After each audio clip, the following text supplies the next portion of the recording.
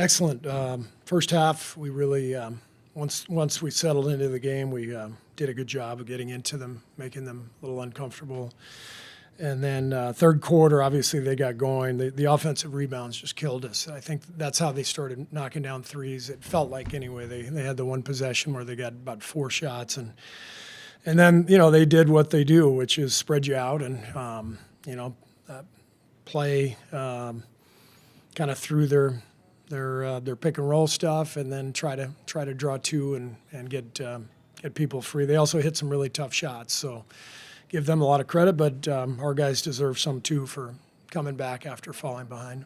This group's obviously still pretty new. You played well. You've been really happy about how you looked, but do you learn anything in a night like tonight, considering the environment? Yeah, I mean, obviously Boston was without Jaylen Brown and Porzingis, so this is not their best version of their team, but they're still damn good. So it's a hell of a win in a tough environment, and we had some guys out too. And again, I love our depth. I think we're built to withstand absences.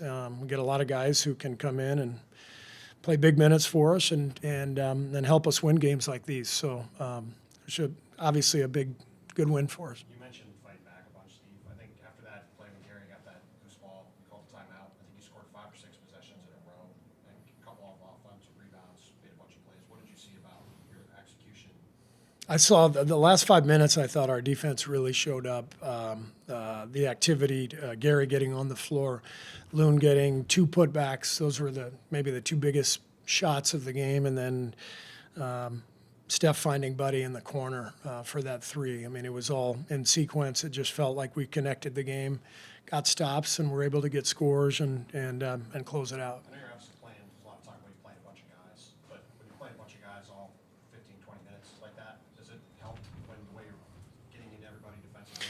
I mean, in theory, we should be able to, if we're playing a bunch of guys 15 to 22 minutes, they should be able to go all out during those minutes. And I think we're getting that.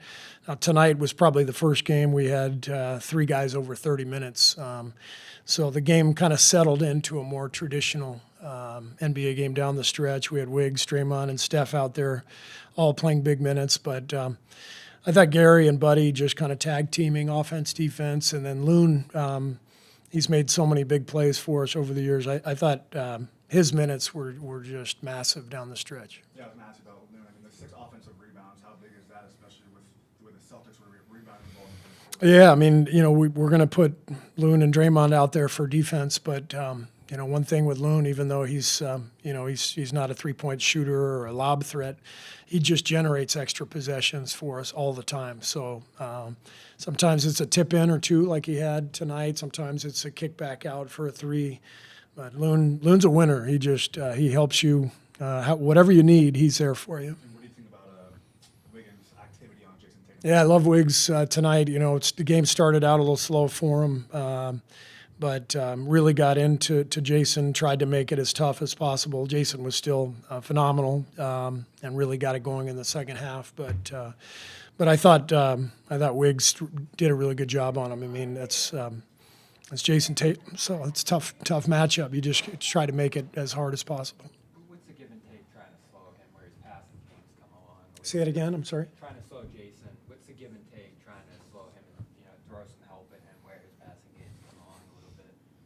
Yeah, I mean, he can score at all 3 levels, and so the idea is don't give him anything easy. So hopefully you don't foul him. Hopefully you can meet him before he gets to the rim. And you just you try to take away the 3, but he's got that step back, and he's so big that he can shoot right over the top of the defense. So you just got to keep, like all great players, you just have to stay with it and not get discouraged when he makes a couple. What have you seen from him early this season, taking a step beyond last year, even through the Olympics and early this season? We played Boston about 5 years ago. He had 55 points against us. So I don't need to hear about him taking a step. He's been a great player for a long time. 34 minutes from Steph tonight. Just what did you make of this all-around game, and then especially when Jay got? Yeah, I think it was the first game Steph's even past 30 minutes, if I'm not mistaken. We're at the point of the season now where it feels like he's settled into his groove conditioning-wise. He's ready to play those kind of minutes, and he was brilliant. I mean, that fourth quarter, he hit one big shot after another, and then, like I said, the pass to Buddy in the corner for the three was kind of the one that sealed it. He had a second quarter hit-ahead pass that was, I can tell you already know the one I'm talking about. All the time Hit ahead to the other team? Yeah. you lit into it.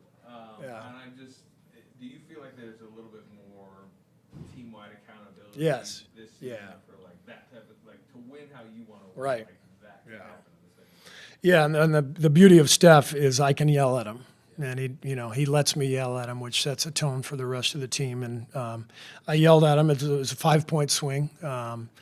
They came down and hit a three, and he accepted it, and he knew it. But look, this is a theme for our team. We can't be the same team we were 5-6 years ago, and give away 5-6 possessions in the name of creating chaos. And everybody else is playing fast and shooting threes too these days. And in fact, Boston shot, 20 more threes than we did in the second half. And so it's tough to win if you're giving away possessions. And so I've been all over Steph and Draymond.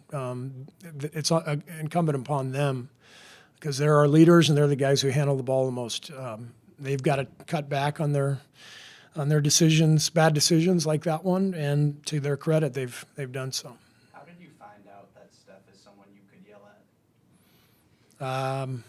Because I yelled at him and he handled it. Do you remember when that Yeah, I mean, first year, very first year coaching him, but you also, as soon as you get to know a guy pretty well, you see what he's made of, and he reminded me of Tim Duncan, and all I remember was Pop screaming at Tim Duncan all the time. So I figured I can probably yell a little bit at Steph too. But no, he gets it. I mean, we're trying to be a great team. There's never anything personal. I'm not calling him names.